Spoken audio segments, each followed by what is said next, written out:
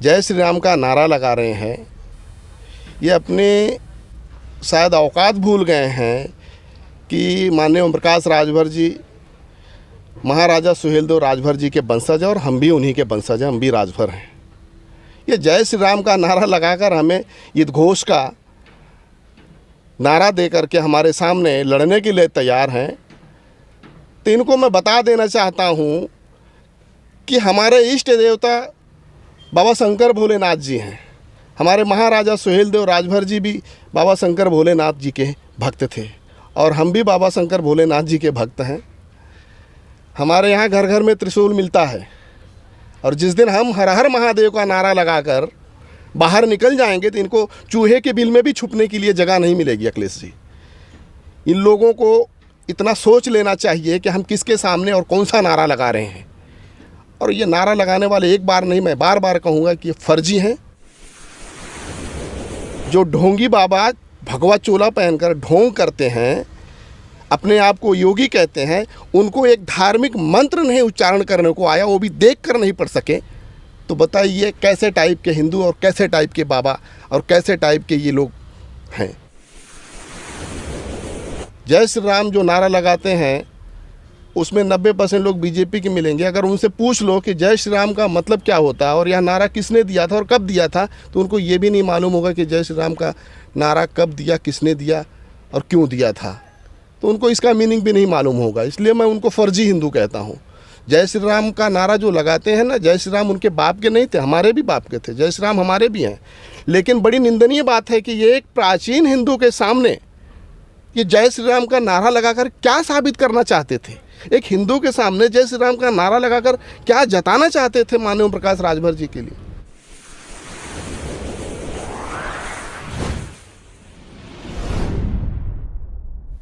नमस्कार दोस्तों, मैं अखिलेश राजभर और आप देख रहे हैं राजभर एक्सप्रेस।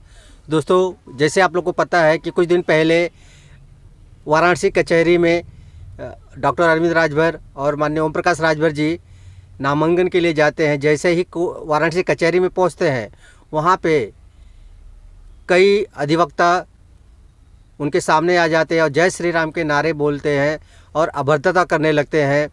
तो हमारे साथ हैं सुहेलदेव भारतीय समाज पार्टी महाराष्ट्र के उपाध्यक्ष राजेश राजभर जी, जो एक तेज तर्रार नेता है।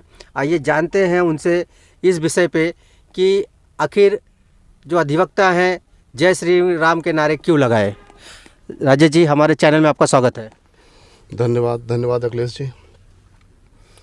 धन्यवाद अखिलेश जी। मैं आपसे आपके चैनल के माध्यम से जनता से कह देना चाहता हूँ, उत्तर प्रदेश में जो चुनाव हो रहे हैं और उस दिन जो हमारे माननीय नेताजी के ऊपर जो हमला किया गया, बड़ा निंदनीय है और यह लोकतंत्र की हत्या है।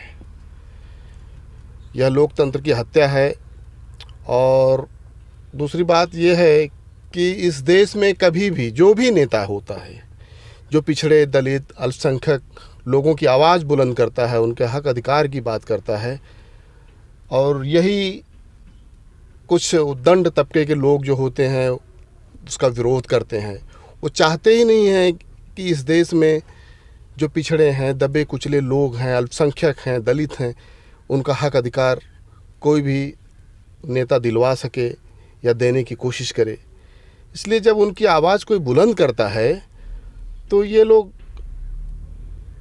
कहीं न कहीं अपने जो इरादे होते हैं वो जाहिर कर देते हैं कि इनको इनका हक अधिकार न मिले। और बड़ा निंदनीय यह कार्य किए हैं। ये सब बीजेपी की चाल है। बीजेपी हमेशा से यही पिछड़े लोगों के खिलाफ काम किया है और वह नहीं चाहती कि इनके हक अधिकार की कोई बात करे, कोई नेता सदन में पहुंचे और उनके लिए कोई बात करे। जैसे आप बोल रहे हैं हक अधिकार के लिए, तो बीजेपी भी तो हक अधिकार के लिए पिछड़ों के साथ देती है। तो कैसे आप कैसे कह सकते हैं कि वो बीजेपी सरकार पिछड़ों के हक के लिए आगे नहीं आई है?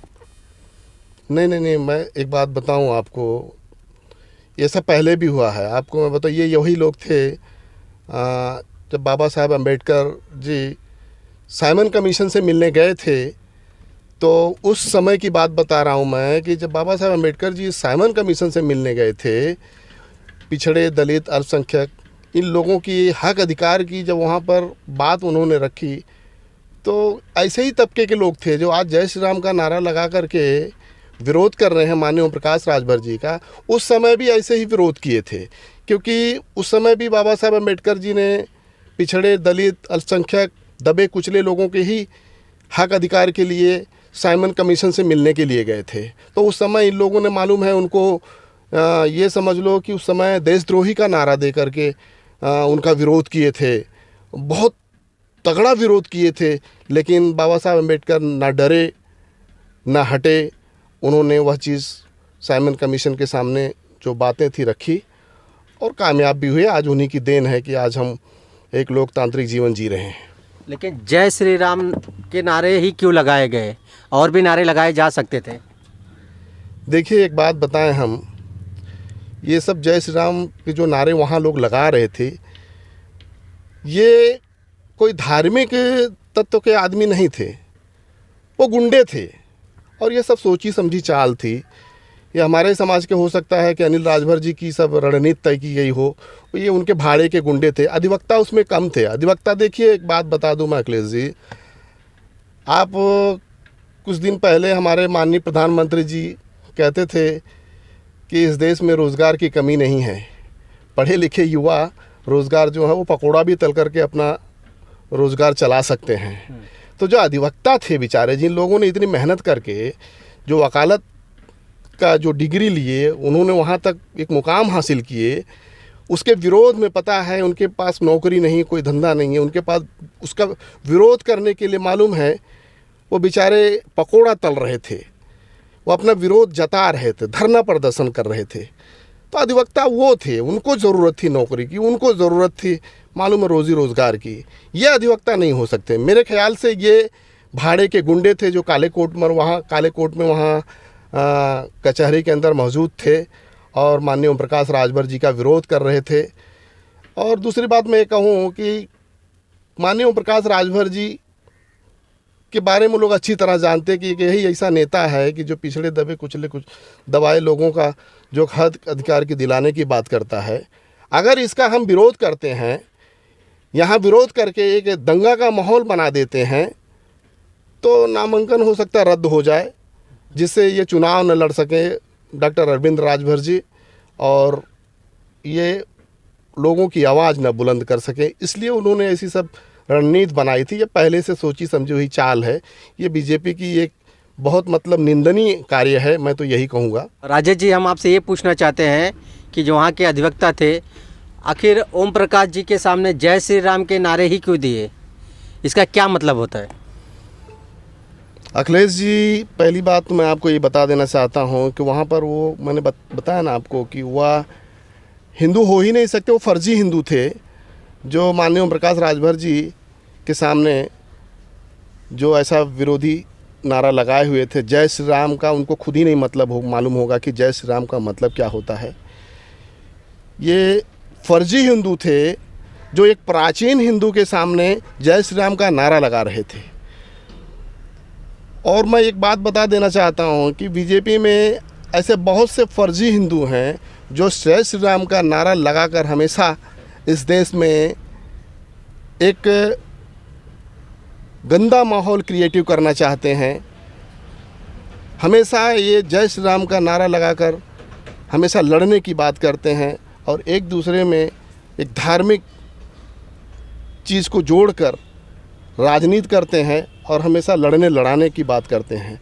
अगर मैं आपको एक बात बताऊं, आप तो मीडिया वाले लोग हैं, कहीं भी जाइए आप, जय श्री राम जो नारा लगाते हैं उसमें 90% लोग बीजेपी के मिलेंगे। अगर उनसे पूछ लो कि जय श्री राम का मतलब क्या होता है और यह नारा किसने दिया था और कब दिया था, तो उनको ये भी नहीं मालूम होगा कि जय श्री राम का नारा कब दिया, किसने दिया और क्यों दिया था। तो उनको इसका मीनिंग भी नहीं मालूम होगा। इसलिए मैं उनको फर्जी हिंदू कहता हूँ। जय श्री राम का नारा जो लगाते हैं ना, जय श्री राम उनके बाप के नहीं थे, हमारे भी बाप के थे। जय श्री राम हमारे भी हैं। लेकिन बड़ी निंदनीय बात है कि ये एक प्राचीन हिंदू के सामने ये जय श्री राम का नारा लगाकर क्या साबित करना चाहते थे? एक हिंदू के सामने जय श्री राम का नारा लगाकर क्या जताना चाहते थे माननीय ओम प्रकाश राजभर जी के लिए? ये तो बड़ा निंदनीय है कार्य है। और जय श्री राम का मतलब ही नहीं उनको मालूम है कि देखिए, जय श्री राम का नारा एक उद्घोष नारा होता है। युद्ध, हमेशा युद्ध लड़ने वाली जो बात करते हैं वही जय श्री राम का नारा लगाकर, ये बड़ी प्राचीन ग्रंथों में हमारे मिलता है। जब माता सीता का हरण होता है, लंका का राजा रावण उनका हरण करके लेकर जाता है। ये उस समय की बात है कि जब युद्ध के लिए प्रभु श्री रामचंद्र जी अपनी सेना लेकर लंका पर जब चढ़ाई करते हैं, तो जय श्री राम का नारा देने वाले सर्वप्रथम बजरंगबली हनुमान जी ने दिए थे। यह उनका नारा है और यह नारा उस समय दिया गया था, हमें लंका पर चढ़ाई करना था, युद्ध लड़ना था। यह उद्घोषक नारा है। लेकिन ये मूर्खों को कौन समझाए, यह हमेशा जय श्री राम का नारा ही लगा कर के सामने आते हैं।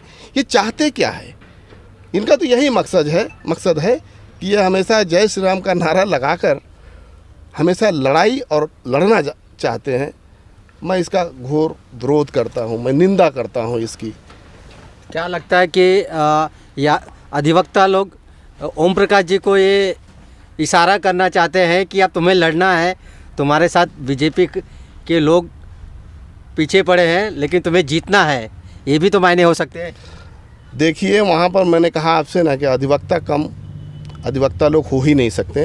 वो बीजेपी के गुंडे थे जो अनिल राजभर ने वहाँ पर उनको सक्रिय करके रखा था कि यहाँ पर ओम प्रकाश राजभर जी जब आएंगे, अपने बेटे का नामांकन डॉक्टर अरविंद राजभर जी का नामांकन करेंगे, तो आप लोगों का काम होगा उनका विरोध करना, दंगा करना, फसाद कराना, ताकि उनका नामांकन रद्द हो जाए। और ये ओम प्रकाश राजभर जी के सामने जय श्री राम का नारा लगा रहे हैं। ये अपने शायद औकात भूल गए हैं कि माननीय ओम प्रकाश राजभर जी महाराजा सुहेलदेव राजभर जी के वंशज हैं और हम भी उन्हीं के वंशज हैं, हम भी राजभर हैं। ये जय श्री राम का नारा लगाकर हमें उद्घोष का नारा दे करके हमारे सामने लड़ने के लिए तैयार हैं। तो इनको मैं बता देना चाहता हूँ कि हमारे इष्ट देवता बाबा शंकर भोलेनाथ जी हैं। हमारे महाराजा सुहेलदेव राजभर जी भी बाबा शंकर भोलेनाथ जी के भक्त थे और हम भी बाबा शंकर भोलेनाथ जी के भक्त हैं। हमारे यहाँ घर घर में त्रिशूल मिलता है और जिस दिन हम हर हर महादेव का नारा लगाकर बाहर निकल जाएंगे तो इनको चूहे के बिल में भी छुपने के लिए जगह नहीं मिलेगी। अखिलेश जी, इन लोगों को इतना सोच लेना चाहिए कि हम किसके सामने और कौन सा नारा लगा रहे हैं।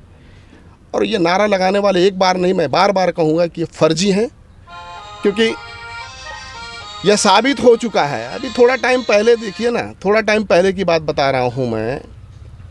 ये फर्जी हिंदू नहीं होते तो हमारे माननीय योगी जी, जो हमारे उत्तर प्रदेश के मुख्यमंत्री हैं, प्रधानमंत्री जी, हमारे प्राइम मिनिस्टर जी गंगा जी में डुबकी लगा करके अपना पाप धुल रहे थे जब, तो वहाँ पर एक धार्मिक मंत्र का उच्चारण करना होता है। तो माननीय योगी जी जो ढोंगी बाबा भगवा चोला पहनकर ढोंग करते हैं, अपने आप को योगी कहते हैं, उनको एक धार्मिक मंत्र नहीं उच्चारण करने को आया, वो भी देख कर नहीं पढ़ सके। तो बताइए कैसे टाइप के हिंदू और कैसे टाइप के बाबा और कैसे टाइप के ये लोग हैं। इस शिक्षा व्यवस्था को पूरी तरह से बहाल करेंगे। उसके बाद में हम वहाँ के जो हॉस्पिटलाइज व्यवस्थाएं हैं उसको हम पूरी तरह से मजबूत करेंगे। वहाँ में जो नवयुवक रोज़गार के बगैर आज बेरोज़गार घूम रहे हैं, उनको रोज़गार मुहैया कराएंगे। आने वाले समय में उत्तर प्रदेश में जो भी सरकार बनेगी, जो जनता की ज़रूरतें हैं, जो गरीब आम जनता की ज़रूरतें हैं, सबसे पहले हम पूरी कोशिश करेंगे कि वह चीज़ वहाँ पर बहाल किया जाए। आखिरी सवाल आपसे करेंगे, 3 चरण के चुनाव हो गए हैं, आपको क्या लगता है कि इस समय पलड़ा किसका भारी है, बीजेपी का है या सपा सुपा गठबंधन? अरे भाई, सपा सुपात्पा की सरकार बनने जा रही है। बीजेपी का सुपड़ा साफ है। उत्तर प्रदेश में बीजेपी के जो भी प्रत्याशी जहाँ भी जा रहे हैं, बेचारे वह तो जूते और चप्पल से उनका स्वागत कर रही है जनता। उनको तो दौड़ा कर भगाया जा रहा है। आपसे मैंने पहले ही कहा था ना, कुछ महीने पहले कहा था कि उत्तर प्रदेश में बीजेपी का खदेड़ा होवे, तो वह आज साबित हो गया। और हमारे माननीय नेताजी तो पहले ही कह चुके थे कि आप लोग क्या मुद्दा लेकर जाएंगे। उनके पास कोई मुद्दे हैं नहीं, उनके पास बस यही मुद्दे हैं लड़ने लड़ाने वाले, हिंदू मुसलमान, हिंदुस्तान पाकिस्तान, इसके अलावा उनके पास कोई मुद्दा है नहीं। क्योंकि आज उनके पास अगर मुद्दा होता तो मुद्दों की लड़ाई के ऊपर वह वोट मांगने जाते हैं, समझ गए ना। और आज वो जो भी मुद्दे हैं वो हम लोगों के पास हैं और हम मुद्दों की लड़ाई लड़ रहे हैं, और हम जो मुद्दे पर लड़ाई लड़ रहे हैं उस मुद्दे को सर्वप्रथम हम लागू करने की कोशिश करेंगे। हिंदुत्व और हिंदू की जो कील ठोक दी गई है, ये बीजेपी वालों ने ठोक दी है। उनको यह नारा दिया गया है कि आप जहाँ भी कहीं जाएंगे, जिस कोई भी चीज़ का विरोध करेंगे, किसी नेता का विरोध करेंगे, किसी से लड़ाई झगड़ा करना है तो वह जय श्री राम का नारा लगाकर ही करना है। तो यह उद्घोषक नारा है, इसका मीनिंग उनको नहीं पता है। इसका मीनिंग ये होता है, मैं बता देना चाहता हूँ कि ये लड़ने वाला नारा है। हमेशा यह लड़ने की बात करने वाला नारा होता है जय श्री राम का नारा। मैं बता देना चाहता हूँ कि हमारे प्राचीन ग्रंथों में, जो हमारी प्राचीन ग्रंथ रामायण में हमारे प्रभु श्री रामचंद्र जी का चित्रण वर्णन किया गया है, उसमें जब माता सीता का हरण होता है, रावण जब माता सीता का हरण कर लेता है, तो मैं आपसे बता देना चाहता हूँ कि वहाँ पर जब राम जी अपनी सेना को लेकर लंका पर चढ़ाई करते हैं, तब यह उद्घोषक नारा जो है ये महावीर बजरंगबली ने दिए थे। और इस नारे में पूरी जोश और खरोश के साथ उन्होंने इतनी ताकत पैदा की कि इस नारे के साथ उन्होंने लंका पर चढ़ाई किए और जय श्री राम के नारों से वहाँ पर युद्ध किए। ये एक उद्घोषक नारा है, और ये जहाँ पर अत्याचार हो, जहाँ पर दुराचार हो, वहाँ पर इस नारे का इस्तेमाल किया जाता है। उस दुराचारी को ख़त्म करने के लिए, उस अत्याचारी को ख़त्म करने के लिए ऐसे नारों का प्रयोग किया जाता है। लेकिन ये तो मूर्ख हैं, ये हर जगह अगर एक दूसरे से भी मिलेंगे तो जय श्री राम। अरे भाई, जय श्री राम का नारा एक उद्घोषक नारा है, हर जगह या नहीं इस्तेमाल होता है। एक दूसरे से मिलने का, जब एक हिंदू जो प्रभु श्री रामचंद्र जी को मानने वाला होता है, जब एक दूसरे से मिलता है तो वहाँ पर एक अभिवादन नारा होता है। अभिवादन नारा जो है वह जय सिया राम बोलकर अभिवादन करता है। जिस तरह हम नमस्कार करते हैं उस तरह जय सिया राम का अभिवादन करता है सामने वाले के साथ में, जो प्रभु श्री रामचंद्र जी के बड़े ही शालीन स्वभाव के साथ जुड़ा हुआ यह नारा है। माता सीता का भी उसमें नाम आ जाता है। प्रभु श्री रामचंद्र जी और माता सीता जब तक एक दूसरे में साथ में नहीं जुड़े रहते हैं, तब तक कोई भी अभिवादन उनके हिसाब से पूरा नहीं होता है। एक दूसरा अभिवादन नारा है राम राम। ये भी प्रभु श्री रामचंद्र जी के साथ में जुड़ा हुआ बड़ा ही सम्माननीय और बड़ा ही मेरा कहने का मतलब है कि बहुत ही शालीनता वाला यह सब अभिवादन नारे हैं, जो हमें एक दूसरे के साथ में मिलकर अभिवादन करना चाहिए। लेकिन यहाँ तो लड़ने लड़ाने वाली बात थी ना। ये बीजेपी वाले वहाँ जो काले कोट में जो गुंडे थे, ये तो लड़ना चाहते थे। ये माननीय ओम प्रकाश राजभर जी का विरोध करके ये एक लड़ाई का, एक युद्ध का उद्घोष कर रहे थे। तो अखिलेश जी, इनका काम ही है लड़ने लड़ाने का, हिंदू मुसलमान का। इनसे कोई मतलब नहीं है इस देश से, इस देश की जनता से, न इस देश के गरीब से कुछ लेना देना नहीं है। मैं तो यही कहना चाहता हूँ। तो ये थे सुहेलदेव भारतीय समाज पार्टी महाराष्ट्र के उपाध्यक्ष राजेश राजभर जी, जिनका कहना है कि ये बीजेपी की सोची समझी चाल थी। ओम प्रकाश राजभर जी और अरविंद राजभर जी का जो वहाँ पे उनके साथ बर्ताव किया, जय श्री राम नारे के साथ उनका अभद्र की गई, ये कहीं ना कहीं अरविंद राजभर जी का नामांकन रद्द करने की कोशिश की गई। कहीं ना कहीं अनिल राजभर जी जानते हैं कि अगर वो नामांकन हो जाता है तो कहीं मेरी हार पक्की है। इसलिए अभी तक बीजेपी से कोई इस पे किसी का विचार नहीं आया कि ऐसा क्यों हुआ। इससे साफ जाहिर होता है कि कहीं ना कहीं बीजेपी की साजिश है, ऐसा राजेश जी का मानना है। आगे देखते हैं कि 2-3 चरण के चुनाव हो गए हैं, अभी 4 चरण के चुनाव बाकी हैं। अब जनता ही तय करेगी कि जनता किसके साथ है, बीजेपी के साथ है या सपा सुभाषपा के साथ है। इसी के साथ जय हिंद, जय भारत।